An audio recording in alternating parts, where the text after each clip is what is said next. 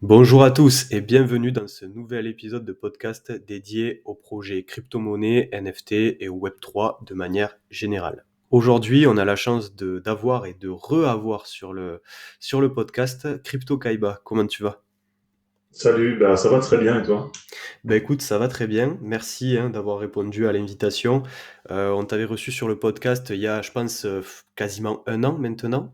Donc c'est vrai que la situation du marché était très différente de celle d'aujourd'hui. Donc on a pas mal de choses à raconter et d'informations à donner aussi à ceux qui nous écoutent. Donc pour te présenter rapidement, donc tu es trader full-time sur la crypto, tu partages tes analyses et ton quotidien, notamment sur YouTube avec une vidéo quotidienne, mais aussi sur Telegram via le groupe Crypto Wolfgang. On aura l'occasion d'en reparler.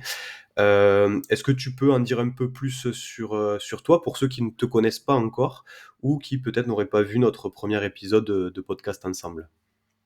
Ok, eh ben déjà merci de l'invitation, ça fait plaisir de revenir.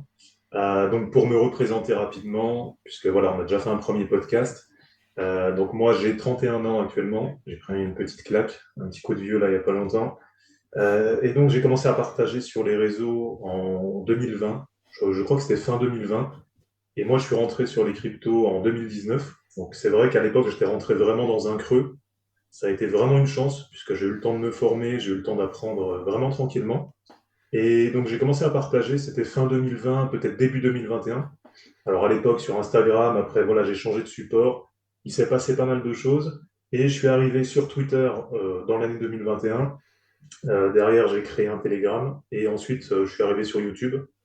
Et c'est vrai qu'aujourd'hui, bah, c'est principalement sur YouTube quand même que je fais on va dire que je délivre mes analyses. Alors, j'essaye de faire une analyse quotidienne, même si c'est vrai que des fois, il se passe pas grand-chose. Donc, ça se transforme plus, on va dire, en 4-5 vidéos par semaine.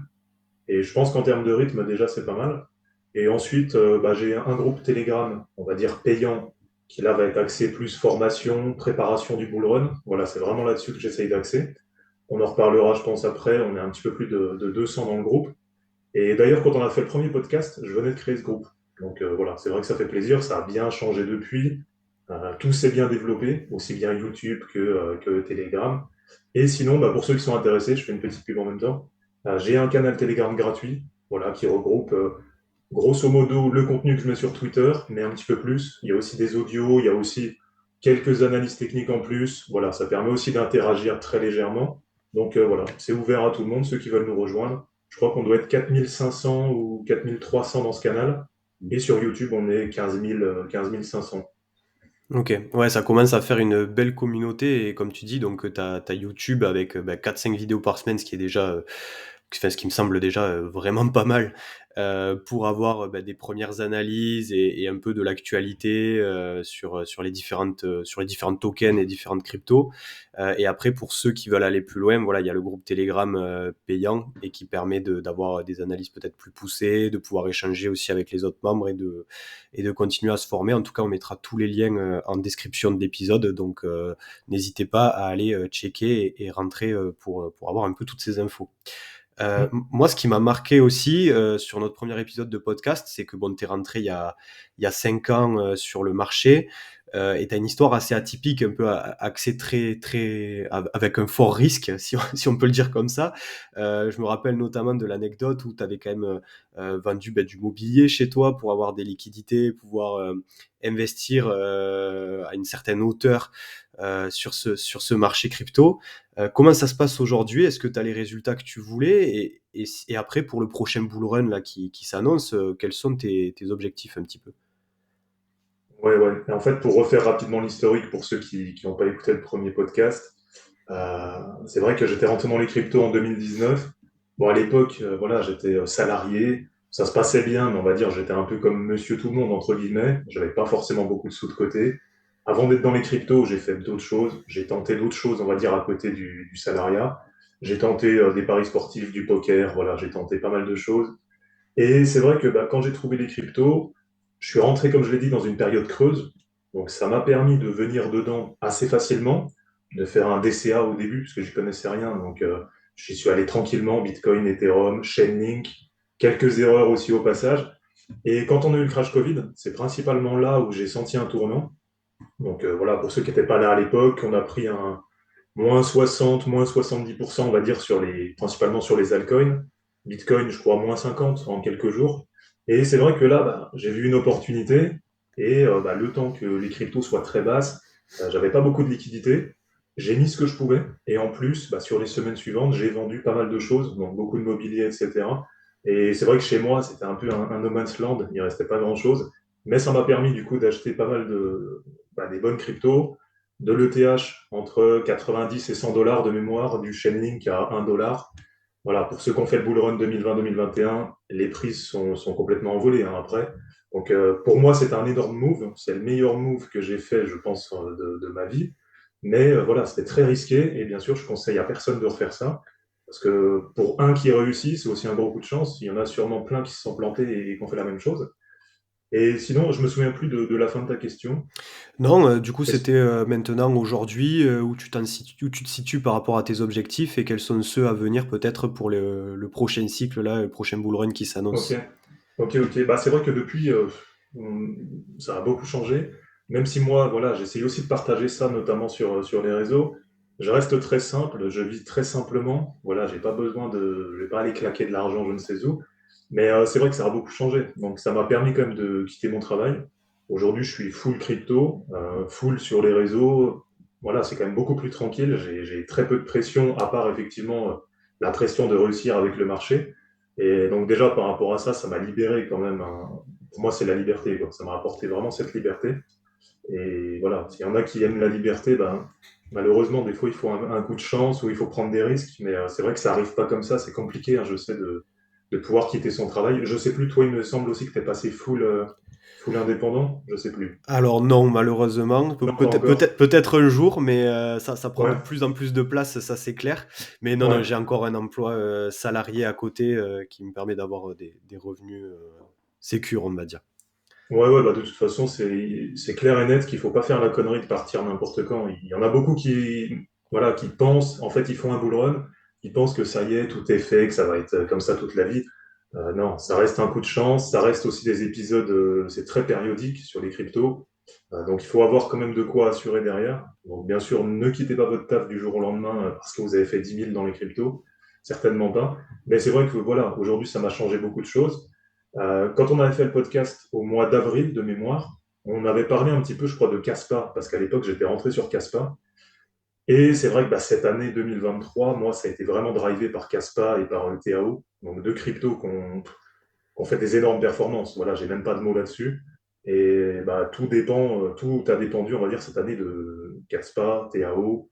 Il y a eu Hathor aussi qui m'a fait des belles perfs, mais après, ça a fini, on va dire, un peu en, je sais pas comment dire, en queue de boudin, queue de poisson.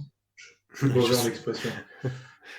Et voilà, donc j'ai fait une vraie belle année 2023, ATH du wallet, la totale, voilà, beaucoup plus qu'en 2021, très largement. Et donc voilà, tout va bien, c'est cool. Bon, ben parfait et c'est vrai que c'est un très bon conseil ben voilà, de faire attention, de pas se précipiter. Bon, toi, tu as pris un énorme risque quand ça a retracé, enfin que ça a pris du moins 50% sur Bitcoin, etc. Parce que, bon, voilà, il y a soit des personnes qui se sont dit c'est une opportunité du siècle et du coup tu t'en es saisi, mais on peut aussi se dire, ben en fait, c'est fini, quoi. On peut panic sell et complètement sortir avec ces pertes-là. Donc, c'est clair que, comme on dit, gros risque, grosse récompense. Donc, voilà, ça c'est quand même assez important de le souligner. Et après, tu disais oui que oui, même si on a fait une très bonne perf sur un bull run, ça laisse pas supposer que derrière on va forcément réussir. D'ailleurs, j'avais noté quelque chose que tu répètes souvent sur tes vidéos YouTube, c'est que, alors tu vas me dire ce que tu en penses, mais que on va connaître encore peut-être un bull run intéressant là, dans les mois, les années qui vont suivre, mais que peut-être que les suivants ne seront pas aussi intéressants en termes de performance et de multiples. Je suppose, tu pourras m'en dire plus, hein, mais qu'il y a différents paramètres, notamment ben, l'adoption qui peut pas être exponentielle en permanence. Est-ce que c'est toujours ton avis? Tu penses que ça va un peu se tasser là et que c'est un peu la Ouais, dernière toujours, grosse opportunité? toujours. Et puis à titre personnel, déjà, je pense que c'est la dernière.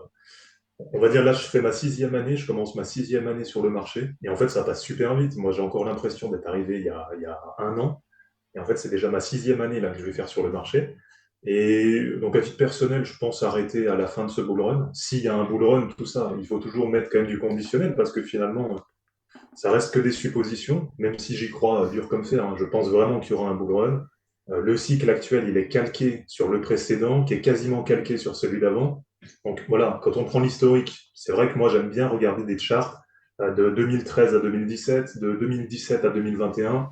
2021, pour moi, le voilà, dernier cycle, le prochain ATH, je pense 2025, c'est ce qui me paraît le plus logique. Mais bah, c'est vrai que derrière, là, il y a la régulation, grosse régulation qui arrive. Moi, déjà, ça me fait chier, hein, très clairement. J'ai pas du tout envie d'être dans un écosystème comme ça, hyper régulé, parce que j'ai l'impression vraiment que ça va être dans l'excès.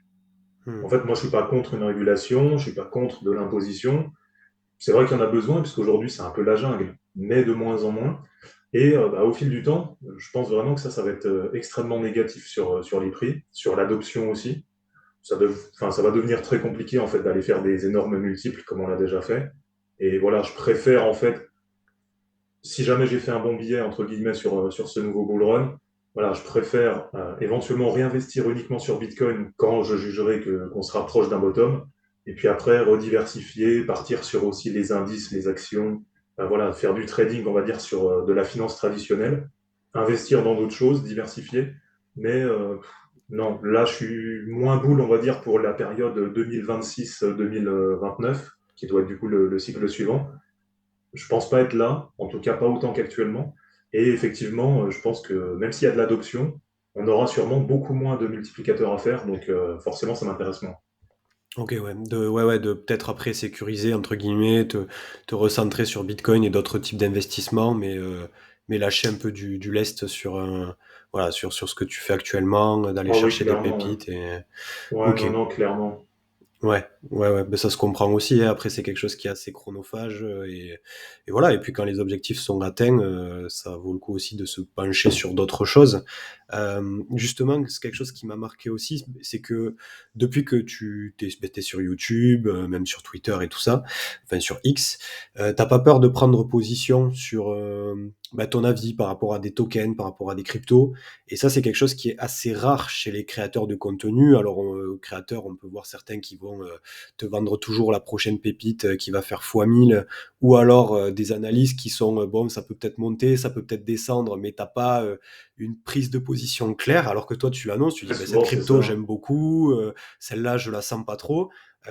Est-ce que tu as eu déjà des remarques ou des critiques par rapport à ça, par rapport à cette transparence finalement et cette prise de position? Ouais, bah déjà ça me fait plaisir que tu le remarques parce que en fait je savais pas tellement. Alors au niveau de l'audience, je sais que ça se remarque. Maintenant, on va dire entre créateurs de contenu, c'est vrai que comme tu le dis, il y en a beaucoup. Pour moi, c'est la météo de la veille. Tu vois, j'aime bien aussi utiliser cette expression.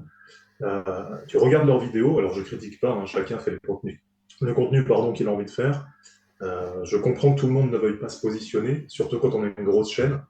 Mais des fois, je passe 30 minutes à écouter des vidéos quand je fais du sport, donc plus en mode podcast, et à la fin, j'ai rien appris. D'accord, je sais pas si ça va monter, descendre, si c'est bien, si c'est pas bien, j'en sais rien. Donc pour moi, il n'y a aucun intérêt de faire ça. Comme tu as dit, c'est chronophage ce qu'on fait. Donc on prend sur notre temps, on essaye en même temps d'aider les gens. Bien sûr, nous, ça nous apporte quelque chose de faire du contenu. Mais si je le fais, voilà, je préfère me positionner. Et pour répondre à ta question, effectivement, la critique, elle est quotidienne, voire horaire. Tout, franchement, je reçois des critiques constamment. Mais en même temps, j'ai aussi beaucoup de monde qui, à l'inverse, va bien aimer. Donc, j'ai vraiment les deux extrêmes. Et on va dire que je peux me permettre aussi aujourd'hui de continuer de faire voilà, comme ça, de la vie très tranchée. C'est-à-dire que je dis, voilà, moi j'ai acheté ça, je pense que ça ira à tel prix, et basta. Voilà. Si ça fonctionne, ça marche. Je ne sais pas si tu as vu hier, par exemple, j'ai refait une vidéo sur une petite crypto qui n'a pas fonctionné, sur laquelle je suis en perte. Bon, il y a eu des hauts et des bas, mais finalement, on est en perte. Eh bien, c'est pareil, j'ai aucun problème à refaire une vidéo, à dire voilà, les gars, aujourd'hui, ça se passe mal. Euh, Est-ce qu'aujourd'hui, je reste dans le projet? Oui. Est-ce qu'à long terme, je vous assure que ça va faire du profit? Non. Voilà. Et j'ai aucun problème, en fait, à reconnaître quand je me trompe, parce que finalement, on n'en sait rien, en fait. On fait de l'analyse, on essaye de dénicher ce qui peut être le mieux pour nous et pour l'audience, mais ça reste des paris, ça reste risqué. On n'a pas de boule de cristal, on ne sait pas ce que ça donnera demain. Donc voilà, on fait une présélection on va dire, pour aider tout le monde, voilà, nous-mêmes, on prend sur notre temps pour faire des recherches, des analyses, etc. Après, si ça fonctionne, tant mieux. Par exemple, sur Caspa, je pense que j'ai reçu plus de 1000 messages, franchement, hein, depuis sur l'année 2023, de personnes qui m'ont dit, ouais, grâce à toi, j'ai connu Caspa, je suis rentré dessus. Donc ça déjà c'est bien, par exemple. Mais j'ai reçu aussi plein de messages de mecs qui m'ont dit ouais, je vais me désabonner, je vais aller, je sais pas, porter plainte, je vais aller faire je sais pas quoi, parce que j'ai présenté des cryptos qu'on fait moins 30, moins 40%. Donc tu vois, ça arrive aussi. Ouais, ouais, tu peux avoir quand même un impact. Après, c'est aussi aux personnes de prendre. Alors, c'est sûr que c'est difficile, hein, surtout quand peut-être on est débutant, mais de prendre du recul aussi par rapport ben voilà, aux analyses qu'on peut voir, par rapport aux différents contenus. Donc, c'est vrai qu'après, derrière, dire bon, c'est de ta faute si j'ai fait moins de 30% sur mon wallet, c'est un peu, ça me paraît un peu gonflé comme En- truc. en- Et en fait, si, voilà, si je peux me permettre, moi j'essaye toujours dans les vidéos de bien distinguer, par exemple, ou dans les présentations, bref, toutes les analyses que je vais faire sur n'importe quel réseau, j'essaye toujours de distinguer, on va dire, ce qui va être une position long terme et une position sur laquelle je vais vraiment investir. Par exemple, aujourd'hui, Caspa, suivant les périodes, mais c'est soit ma première ou c'est toujours dans mon top 3 de mes investissements. Et par exemple, je vais faire une vidéo sur un petit machin, je vais dire il y a 2 millions de market cap. Là-dessus, les amis, je vous conseille de mettre 0,1% de votre capital maximum. Et tu as toujours des mecs qui vont mettre 15% et qui reviennent le lendemain en hurlant, tu vois. Qui vont te dire ouais, je comprends pas, j'ai cru en ta vidéo, machin, tu m'as berné. Bah non, tu vois, c'est juste parce que t'as rien compris, t'es un idiot, ou parce que t'es, je sais pas, mais il y a des mecs, en fait, ils sont complètement déconnectés. Si ça réussit, ils vont t'envoyer des messages en te disant, ouais, grâce à toi, j'ai fait fois 100, j'ai fait fois 50, machin. Mais quand ça rate, par contre, le mec, il veut aller te dénoncer à l'AMF, il veut, après, il peut, hein, moi, tu sais, j'ai aucun problème, hein, s'il veut aller contacter l'AMF, qu'il le fasse. Mais j'ai rien à me reprocher, tu vois, par rapport à une présentation. Je dis simplement ce que je fais, je dis aussi ce que je ferais à leur place. Et après, c'est pas moi qui clique sur le bouton, qui crédite le wallet, il y a quand même pas mal de démarches avant d'acheter, hein. Ouais, c'est ça, ils sont un peu, c'est un peu extrême finalement. Ils regardent la vidéo, il y a un petit FOMO qui se fait, donc j'ose même pas imaginer sur d'autres contenus qu'on peut voir où ça va chiller du même coin, où là les mecs peuvent mettre une grosse partie de leur wallet aussi, quoi. Mais Ouais, c'est sûr. ouais, ça se comprend. Et ben, du coup, je vais te demander de te mouiller un peu, entre guillemets, enfin, avec moi là en tout cas. Et je pense que c'est aussi ce que veulent ceux qui nous écoutent en ce moment. T'en as parlé un petit peu là sur ce qui avait très bien performé avec Caspa là sur 2023. Et pour toi, c'est quelles cryptos qui seront les grandes gagnantes du prochain cycle? Alors bien sûr, c'est pas un conseil d'investissement et personne n'a de boule de cristal, mais pour toi, là, des analyses que tu peux faire, des différents tokens que tu as vu passer, des narratives aussi peut-être, est-ce que voilà, pour toi, t'as des champions là qui vont arriver? Ouais, ouais, exactement. On va se la faire en trois narratifs, ou en tout cas trois cryptos. Alors, premièrement, bah, bien sûr, toujours Caspa. Pour moi, c'est la pépite, en fait, de ce cycle. Pour moi, c'est la meilleure crypto. Il y a aussi Injective, que j'ai complètement raté. Je suis passé complètement à côté d'INJ. Mais c'est complètement différent aussi parce que INJ, elle avait déjà fait un bull run. Et ma technique d'investissement principale, on va dire, en dehors de Bitcoin et Ethereum, c'est quand même de trouver des cryptos qui vont faire leur premier bull run. Donc c'est vrai qu'INJ, à la limite, je suis passé à côté. Aujourd'hui, j'essaye de me remettre dessus, mais c'est pas très grave. Par contre, c'est vrai que Caspa, je l'ai présenté au mois de mars, je crois, sur YouTube. C'est quand même un gros risque, hein, de présenter ça. Il y en a beaucoup qui ne se rendent pas compte, qui vont dire, ouais, voilà, je comprends pas, machin, t'as pas parlé de telle ou telle crypto. Mais il faut avoir conscience que c'est un gros risque de présenter des petits trucs peu capitalisés, voilà, sur lesquels vraiment on se mouille, comme tu l'as dit. Et à l'époque, j'avais présenté Caspa. Vous pouvez regarder, hein, le titre de la vidéo et la miniature, c'est marqué Futur Top 10. Voilà, il n'y a pas d'autre. J'y vais pas par quatre chemins, je me mouille complètement. Et c'est vrai que pour moi, Caspa, ça va être c'est le Solana en fait de ce cycle actuel. Prédiction pour Caspa, moi je les poste assez régulièrement, hein. J'ai deux TP dessus. Le premier c'est 1 dollar. Là on est à 0,10 à peu près. Donc ça nous fait encore un fois 10, c'est pas mal. Deuxième TP 2,50 $. Ça le met de mémoire à peu près entre 45 et 50 milliards de market cap. Et éventuellement, bah, je garde un troisième TP pour plus haut. Peut-être 80 milliards, peut-être voilà, ça fait peut-être du 3,50 $, quelque chose comme ça, j'ai pas calculé. Et ça reste pour moi la meilleure crypto de 2023 et potentiellement sur le prochain cycle. première chose. Deuxième crypto, ou en tout cas deuxième narratif, c'est l'IA. Je pense que ça va encore performer sur 2024. Alors, il y a plusieurs cryptos dans ce narratif. Il y a TAO qui a bien performé en 2023, BitTensor. Alors, je pense qu'elle va continuer. Mais je pense un 2000-2500 $, ça me paraît pas déconnant. Voilà, je ne sais pas si tu avais pardon, investi dedans, je me souviens plus. Alors non, tu vois, moi c'est vrai Non? que on en avait parlé un petit peu, je pense, sur notre précédent épisode. Oui, il me semble, Moi, ouais. je suis un peu ce qui me semblait contradictoire, hein, parce qu'on est quand même dans le domaine de la crypto, des NFT, donc des choses assez risquées déjà par nature et assez volatiles. Mais on va dire que je suis un peu le bon père de famille de la crypto, quoi. Donc moi, je vais avoir vraiment Bitcoin, Ethereum, Solana, j'aime beaucoup parce que j'ai été sur beaucoup de projets sur cette blockchain-là, et même s'il faut pas trop s'attacher à des technologies particulières. Moi, je trouve qu'ils construisent pas mal. Puis là, il y Ouais, a eu c'est vrai. On toutes les en avait parlé dynamiques. au précédent podcast. Ouais, c'est vrai. Ouais, c'est ça. Et puis tu avais des dynamiques. Là, tu as eu bon, les airdrops avec Jito et tout ça qui ont été quand même assez performants. Donc, moi, j'avoue que j'aime bien encore cette crypto. Je suis pas sûr qu'elle fasse encore un gros multiple, mais je suis positionné dessus. Et c'est vrai que ben, je regarde Kaspa, j'ai hésité. Tao, j'ai hésité aussi. J'en ai pas du tout.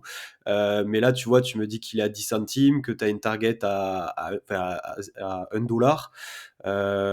Bon, c'est pas un conseil en investissement, je le répète, mais c'est vrai que je réfléchis, j'hésite beaucoup en fait, et je pense qu'il faudrait aussi que je me positionne sur ce type de narrative. Je suis pas du tout dessus, non. Mhm. Ouais, c'est vrai que c'est pas mal aussi de diversifier, mais après, ta stratégie n'est pas mauvaise non plus, hein. Il y a plein de stratégies qui s'entendent. Moi, tu sais, voilà, quand il y en a des fois qui viennent me présenter leur wallet, c'est notamment un des premiers actes qu'on fait, on va dire, dans le groupe Telegram. Quand quelqu'un rejoint le groupe, très souvent, il nous poste son wallet et puis on l'analyse, on donne des conseils sur ce qu'on ferait, ce qu'on enlèverait, etc. Et on voit vraiment tout. Donc, il n'y a pas de meilleure stratégie, je pense. Il faut déjà trouver celle qui nous correspond, celle avec laquelle on se sent à l'aise. Si c'est pour investir sur du Caspar et puis te réveiller en sueur toutes les nuits parce que tu sais pas vraiment si tu as fait une connerie ou pas, c'est pas la peine, quoi. C'est ça. Autant rester sur ce qui te plaît, sur ce que tu comprends aussi, ce que tu aimes. Et puis après, tu diversifies un petit peu, voilà, 1 ou 2% de ton capital. Mais voilà, pas la peine de trop se mouiller si effectivement c'est pas non plus ce que tu recherches. Mm. Euh, pour continuer aussi, je te dirais, donc il y a l'IA, il y a par exemple BitTensor TAO, mais il y a aussi pas mal de crypto low cap dans l'IA. Ça reste un domaine tout nouveau, donc il y a plein de projets qui se construisent. Je suis par exemple pas mal exposé sur Neurai, XNA. Voilà, c'est Ok. vraiment du low cap, hein. Là on est dans les 50-60 millions. Euh, je suis très très exposé à une petite crypto qui s'appelle Kanxium. Je fais pas de pub pour cette crypto, enfin c'est pas sponsorisé, d'accord, il n'y a rien du tout. Et c'est une crypto que j'ai trouvée à 600 000 $ de market cap. Donc en gros, il n'y avait personne dessus. Et c'est une blockchain, on va dire, qui fait du minage hors ligne, qui a trouvé une technologie, en tout cas, permettant de faire du minage. Quand on dit hors ligne, c'est pas totalement hors ligne, c'est intermittent, on va dire par connexion intermittente, et qui a une supply dynamique, etc. C'est super intéressant. Et du coup, ça me fait rebondir sur le troisième narratif qui me plaît de plus en plus. Et c'est vrai que je suis passé à côté quand Celestia est sorti. C'est tout ce qui est blockchain modulaire. Et ça, je pense vraiment que c'est une grosse innovation technologique. Et voilà, sur 2024, 2025, il y a plusieurs projets qui vont sortir. Il y a notamment un projet que je surveille. Alors, je ne vais pas spoiler le nom, mais parce que j'ai une vidéo qui sort aujourd'hui justement et j'en reparle un petit peu. Et, voilà, il y a un gros projet que j'attends, puisque j'ai raté Celestia, donc il faut que j'essaye de me placer ailleurs. Et vraiment là-dessus, tout ce qui est blockchain modulaire, je pense que ça peut vraiment péter sur 2024-2025. Ok. Bon, en tout cas, là, ça donne pas mal de pistes là pour se positionner, ou en tout cas pour se renseigner pour ce prochain bull run. Donc, c'est super. Donc ouais, toi tu fais quand même un gros focus trading sur tous tes contenus et tout ça. Je crois qu'on en avait parlé aussi un petit peu. Mais est-ce que tu fais un peu de DeFi? Est-ce que tu suis aussi des projets NFT? Enfin voilà, est-ce que dans l'écosystème Web3, tu te penches aussi sur d'autres histoires, sur d'autres types d'actifs? Et si oui, en ce moment, c'est quoi qui retiendrait ton attention? Alors, tout ce qui est DeFi, pas du tout. Je t'avoue que même passer par un MetaMask, tout ça, je le fais très peu. J'ai bien sûr un Trust Wallet, un MetaMask, donc j'essaye de temps en temps d'aller sur Uniswap, sur PancakeSwap, mais c'est vraiment très peu. Je suis pas fan de. J'aime pas l'ergonomie, si tu veux. Puis je suis pas très fan de tout ça, de payer des frais de transaction énormes et tout, ça me gonfle un peu. Par contre, les NFT, je suis pas du tout NFT, mais là, j'avais envie un petit peu de diversifier. Donc j'en ai pas encore pris. J'ai vu quelques collections qui me plaisent. J'ai vu celles des pingouins, là, qui sont pas mal. Je connais pas les noms exacts, hein, désolé. Ouais, Euh, Pudgy Penguins, ouais. voilà, mais j'ai vu qu'ils sont hyper chers. Les vrais pingouins sont très chers. Alors, je vais peut-être me mettre sur les petits pingouins. Tu sais, il y a l'autre collection. Ok. Ouais, et tu serais plus du coup sur collection, quoi, c'est-à-dire diversifier en gardant de la valeur au sein de tes NFT, ou tu chercherais de la plus-value dessus, comme certains disent, enfin, quand ils font du flip, c'est-à-dire qu'ils achètent une collection, là par exemple, voilà, les petits pingouins un peu moins chers parce qu'ils se disent que ça va péter, ça va peut-être faire un fois 2 fois 3 au niveau du floor price, pour après revendre et se faire une marge, ou t'es plus en mode, ben voilà, je collectionne ou je stocke de la valeur au même titre que de l'art, par exemple. Ouais, en fait, je t'avoue que comme j'y connais rien, et je pense que de toute façon, le temps vraiment que je m'intéresse à ça, que je connaisse, et que vraiment je puisse en tirer une plus-value, il va me falloir trop de temps, le bull run sera fini, et puis je vais être le dernier à holder mon pingouin, si tu veux. Donc, je pense que je vais en acheter quelques-uns, mais des petits, là, parce que la collection, elle a l'air sympa. J'ai vu aussi les Clonix, mais je crois que le prix a beaucoup baissé, de ce que j'ai compris. Et Oui, je c'est crois que la ça, ouais. communauté est un petit peu déçue, ou je sais pas. J'essaye de lire à droite à gauche un petit peu. Donc potentiellement en acheter deux trois comme ça, voilà, très peu. Peut-être mettre 4-5% de mon capital dessus. Mais par contre, dès que je fais un bénéfice de x2, x3, je sais pas, je les revends. OK. Ouais, ouais. Ouais, Bah, c'est clair qu'après c'est ce qu'on conseille, enfin, c'est ce qu'on conseille, c'est ce qu'on recommande en tout cas, à, bah, à ceux qui nous écoutent, enfin voilà, qui sont sur les réseaux Sharp et qui m'envoient des messages. C'est qu'on a l'impression qu'il y a plein d'opportunités partout, tant sur les NFT que sur les tokens, voilà, il y a énormément de choses à faire chaque jour, et en fait, c'est quand même préférable, je pense, enfin, tu me donneras ton avis, hein, mais de, entre guillemets, se spécialiser. Alors après, tout le monde ne peut pas devenir expert non plus, mais d'aller se focus soit sur certaines blockchains ou soit sur certains actifs. Donc toi, par exemple, bah, clairement le trading de crypto. D'autres, ça peut être les collections NFT, bah, comme Monsieur Rabbit qu'on va recevoir encore une fois sur ce podcast très bientôt. Et du coup, c'est ça qui permet un peu de maximiser ses résultats plutôt que d'aller se disperser un peu partout. Je sais pas quel est ton avis là-dessus. ouais, totalement d'accord avec toi. De toute façon, comme tu dis, on peut pas être expert partout. Puis il y a tellement de choses, et il y a tellement de nouveautés, et puis on a vite fait avec les réseaux, c'est vrai, de penser que toutes les collections, par exemple sur les NFT, toutes les collections sont bonnes. Et c'est pareil sur les cryptos. Je comprends un débutant qui arrive sur nos chaînes, enfin, pas forcément les nôtres, mais globalement, il arrive sur YouTube, tu sais pas quoi acheter. Tu as l'impression que tout va exploser, que c'est le dernier moment avant vraiment que ça décolle. Et je t'avoue que sur les NFT, ça me fait un peu ça, parce que comme j'y connais rien, je regarde un peu de contenu. J'ai demandé notamment des infos à Monsieur Rabbit, donc savoir un petit peu ce qu'il pensait de certaines collections. Il m'a un petit peu aiguillé. Mais c'est vrai que finalement, j'en sais pas forcément plus. J'ai aucune idée vraiment de ce que je vais acheter. Et là, c'est plus du plaisir. Voilà, je vais mettre quelques pourcents de mon capital notamment dans les petits pingouins parce que je les aime bien. Mais je sais pas vraiment ce que ça donnera. Voilà. Et puis, j'ai pas de gros objectifs dessus, si tu veux. Ouais, d'accord. Mais c'est vrai que c'est compliqué, hein, même ceux qui nous écoutent, bah, je pense que la grande majorité n'est pas full-time Web3 et ils ont un boulot temps plein. Donc, ils ont peut-être le temps allez, de regarder ta petite vidéo quotidienne, d'aller voir deux, trois serveurs Discord dans la journée, mais pas beaucoup plus. Donc, il faut bon, déjà d'une part choisir les bons créateurs et on va dire les contenus qui peuvent apporter le plus de valeur, et ensuite voilà, faire quand même le tri sur les sujets qu'on souhaite explorer, sur lesquels on souhaite développer au maximum ses connaissances et compétences.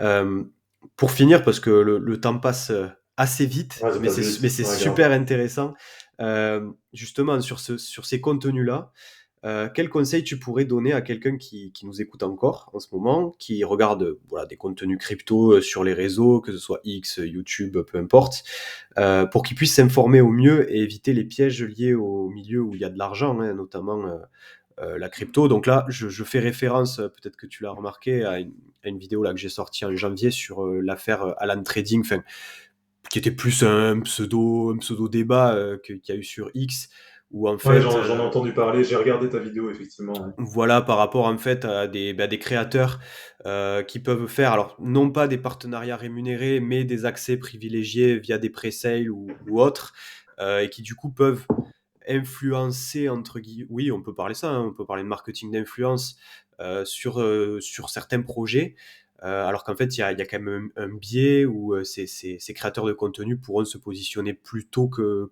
le mass market et donc avoir des prix avantageux, Qu'est-ce que tu en penses? Parce que d'un côté, il y en a qui disent, ben écoute, oui, il le fait, mais en toute transparence, c'est-à-dire qu'il annonce bien les conditions du partenariat, il décrit bien le projet, chacun est libre de faire ce qu'il veut. C'est un peu comme toi, les mecs qui veulent porter plainte à l'AMF parce qu'ils ont mis je sais pas combien sur un token dont tu as parlé.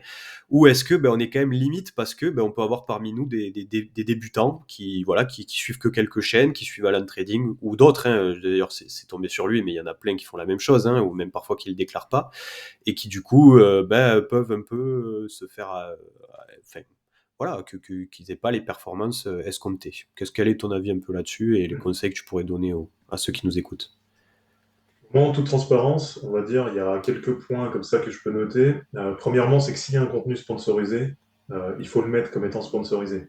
De toute façon, il y a eu la loi influenceur du 9 juin, ou je sais pas quoi, qui était passée là, avec Monsieur Vogetta, le fameux député qui a fait la loi. Tout contenu sponsorisé doit être noté comme étant sponsorisé. Donc déjà, par rapport à ça, pour moi, ceux qui ne le font pas, c'est... Voilà, normalement, c'est red flag direct. J'en ai pas fait beaucoup du sponsorisé, mais à chaque fois que je l'ai fait, ou voire même quand des fois je parle d'un lien d'affiliation pour un BitGet ou un machin comme ça, pour une plateforme, je note la vidéo comme sponsorisée. D'accord? Alors que ça n'est pas, hein, j'ai pas été payé ni rien.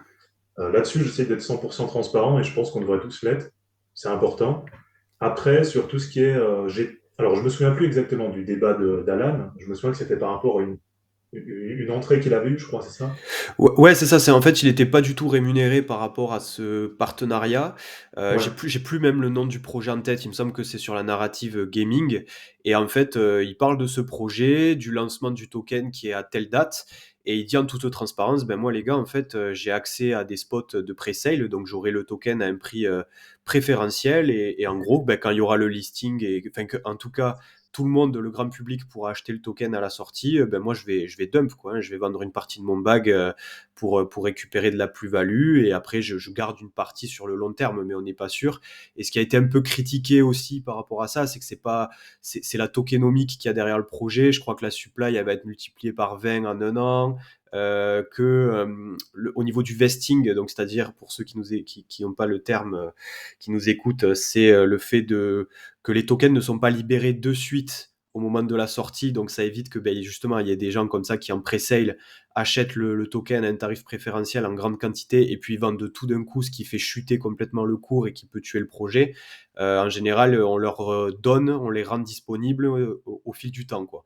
Et là, tous ceux qui ont accès au pre-sale peuvent avoir 100% de leur token dans les 3 mois qui suivent la sortie publique. Et donc, c'est assez rapide et donc ça peut permettre des gros dumps assez rapidement, quoi. Et ça, c'était un peu remis en question aussi. Ok. Bah, à la limite, tu vois, par rapport à ça, s'il annonce clairement, voilà, les amis, j'ai eu les tokens à tel prix, sans dire combien il en a déjà, ça pour moi, ça reste quand même de la confidentialité. Pour moi, le mec n'a pas à dire combien de tokens il a, juste uniquement à quel prix il les a touchés. Ça, déjà, c'est pas mal, niveau transparence. Et après, s'il annonce clairement, écoutez, moi, je vendrai à tel prix au listing, voilà, enfin, je vois pas trop le problème, en fait, par rapport à ça. Effectivement, j'avais cru comprendre. Alors après, Alan, je le connais pas. Il a l'air sympa en plus, mais je le connais pas plus que ça. Donc je veux pas trop m'avancer, mais j'avais cru comprendre qu'il annonçait, ouais, voilà, ça va monter ou je sais pas quoi, mais que sur son graphique, il y avait une image comme quoi il avait vendu. Il me semble que c'était ça, non? Je crois qu'il y avait un truc, oui, alors il me semble qu'il y avait un truc comme ça où Ouais, je crois que c'est plutôt ça en fait qui a fait jaser. C'est qu'en fait, il avait annoncé que ça allait continuer de monter ou je sais pas quoi. Où il disait, voilà les gars, est-ce que vous êtes toujours dedans? Le listing est super. Et lui, il avait vendu. Je crois que c'est plutôt ça le problème. il y a moyen, oui, oui. Mais de toute façon, voilà, Ouais, il disait, moi, le but, c'est que je vende une bonne partie. Alors, il dit, il a pas dit, je vais tout dumper d'un coup, etc. Mais il a dit, oui, moi, de toute façon, je compte vendre une bonne partie au moment du listing. Et après, en fait, c'est que sur le reste de la vidéo, il vante quand même le projet, que sur le long terme, il y a un énorme potentiel, etc.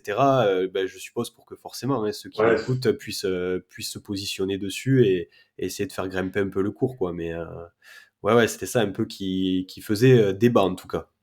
Ouais, il s'y a peut-être mal pris, alors effectivement, il s'y a peut-être mal pris par rapport à ça. C'est peut-être pas du tout volontaire hein, de sa part. Hein. Enfin, j'imagine, je pense pas que ce soit un mauvais mec, donc j'imagine que c'est pas volontaire.